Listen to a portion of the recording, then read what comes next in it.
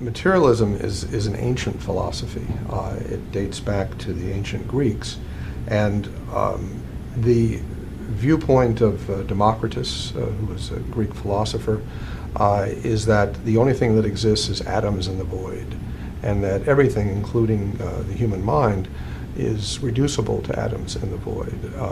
And in the 20th century, the materialist ideas have been extended a bit. The behaviorists in the early 20th century believed that the mind was at best irrelevant and possibly didn't even really exist at all, and the only thing that actually mattered was the behavior of a human being or the behavior of an organism. That philosophical viewpoint turned out to be untenable.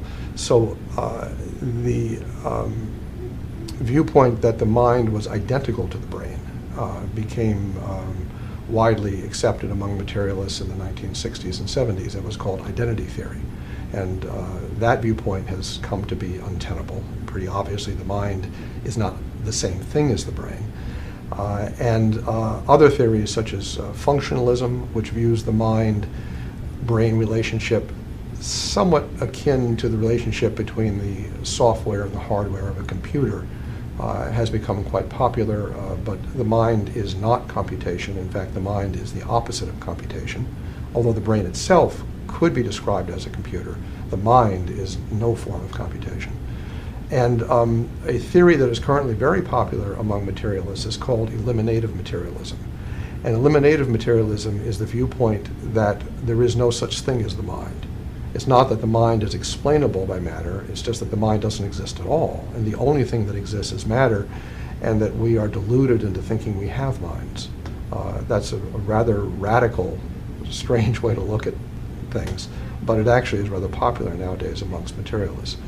None of these philosophical materialist viewpoints have any particular support in science. The scientific evidence strongly suggests that these viewpoints are wrong.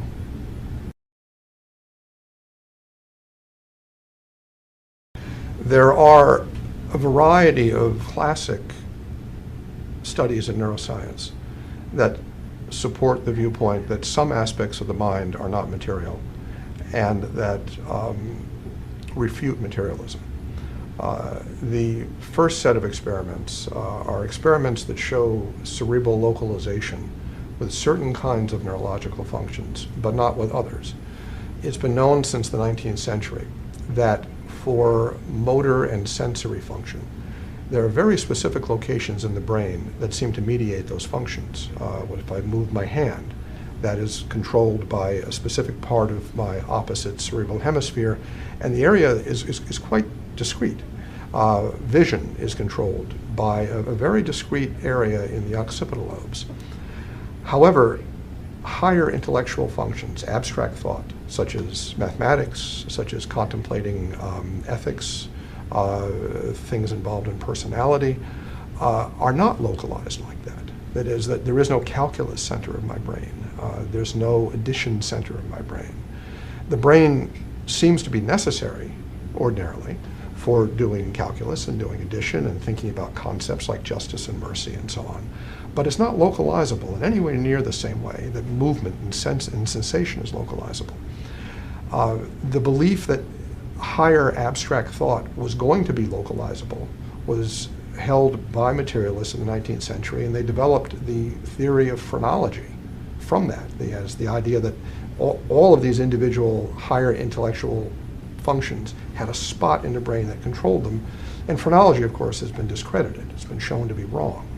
And it was wrong because only certain things in the brain seem to be mediated by the brain. Other aspects of the mind don't have a spot in the brain that seems to give rise to them. The implication there is that they're not really material, that they're an immaterial power of being able to reason and use logic. And frankly, that's a very old dualist idea. It was an idea proposed by Aristotle, an idea as part of Thomistic philosophy. So for thousands of years, dualists have predicted that, and modern neuroscience confirms that.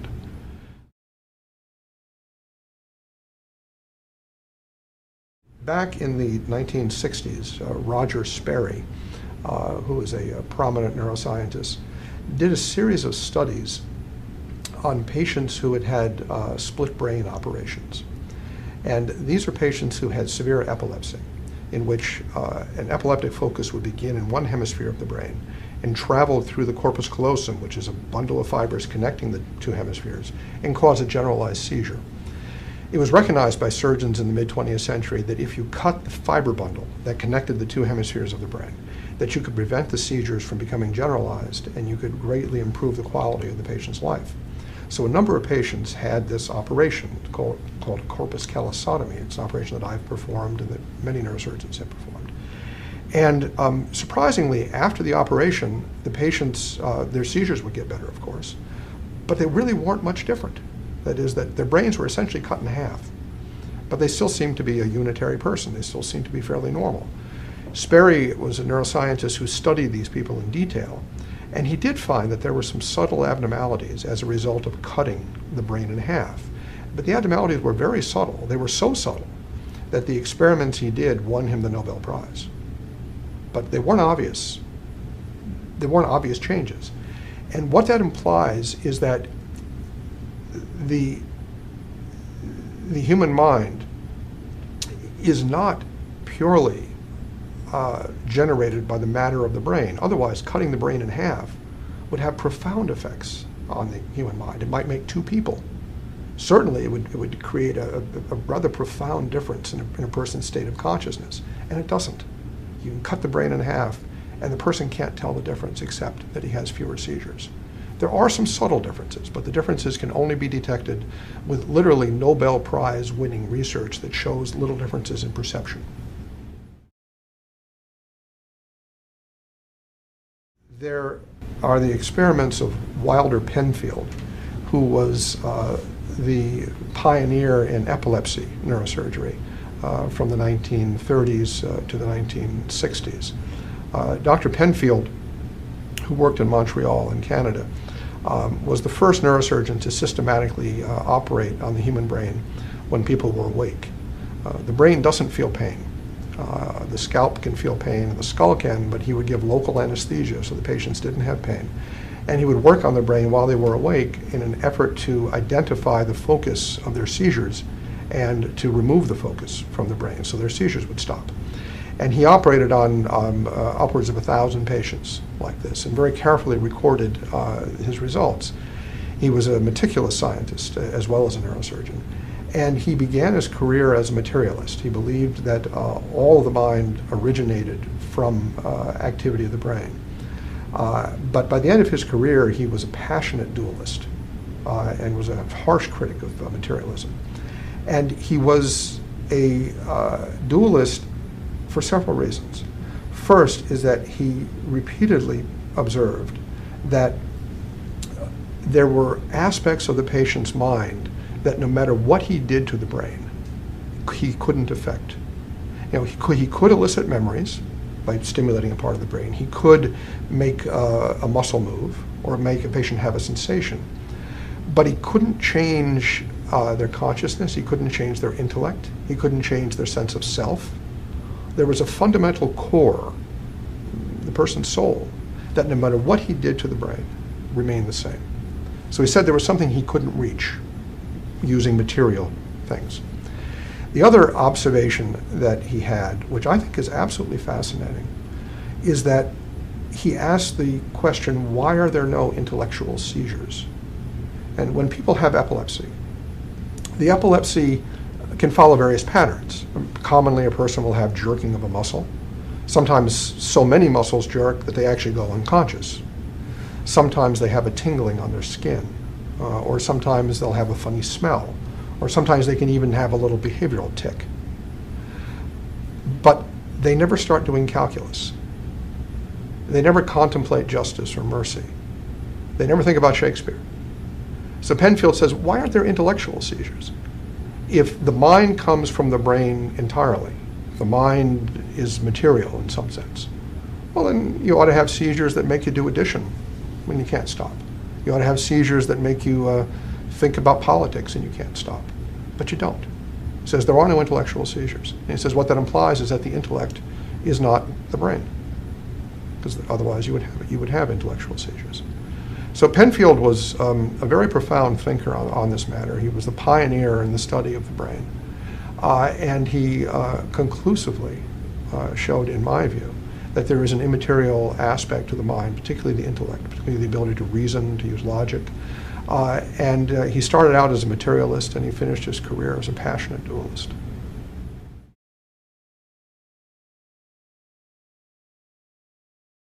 In 2006, a neuroscientist named Owen published a landmark study in the journal Science looking at brain function in people who were in persistent vegetative state.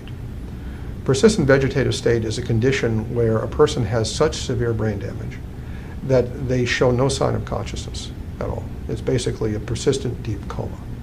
And it can go on for years. And many times people who are diagnosed as being in persistent vegetative state, for example, from a car accident or from lack of oxygen to the brain, something like that, many times their family and sometimes their caretakers will say, but I get the sense that the person is there, that they understand things, but there's no clinical evidence for it. You examine them, there's no sign of any reaction at all. And on scan, their brains are shrunken and obviously severely damaged. So Owen did a fascinating experiment. He used a technique called functional MRI imaging, which is an MRI machine that images changes in blood flow in the brain that seems to correlate with brain function. So if you're moving your arm, the part of your brain that involves moving your arm lights up on the functional MRI. If you're thinking about stuff, your frontal lobes light up, things like that. So what Owen did is that he took a woman who had been diagnosed for several years in persistent vegetative state from a car accident, who showed no sign at all of any awareness, deep coma, put her in the MRI machine and asked her questions through a little microphone and headset. He said, pretend that you're playing tennis, or imagine that you're walking across the room. He asked her to imagine all these things, and her brain kind of lit up in places. But you could say that, well, the brain lighting up doesn't mean she was understanding anything. It just meant maybe the sound coming into her ears was causing a reflex or something. So what he did was he took 15 normal people, and he did the same thing with them. Stuck them in the machine, and asked the same questions. And then he asked neuroradiologists to look at the functional MRI images of this woman and the 15 normal people and see if you could tell a difference between the two. And they couldn't. Her pattern of reaction was identical to the normal people. That seemed to imply that she could understand what he was asking, even though medically she was diagnosed as having no mind at all. And he did something that was very clever, that absolutely fascinates me.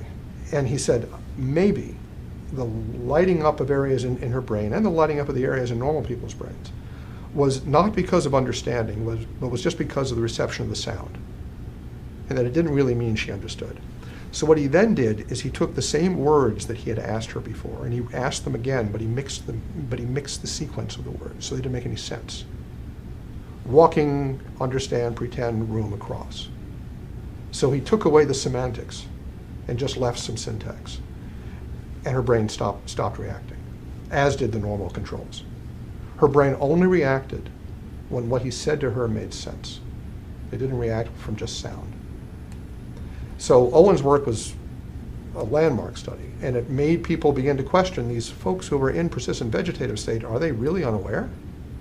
And so his study has been repeated by a number of different investigators, and there probably, last I looked, there were 40 or 50 patients who had been studied by other investigators.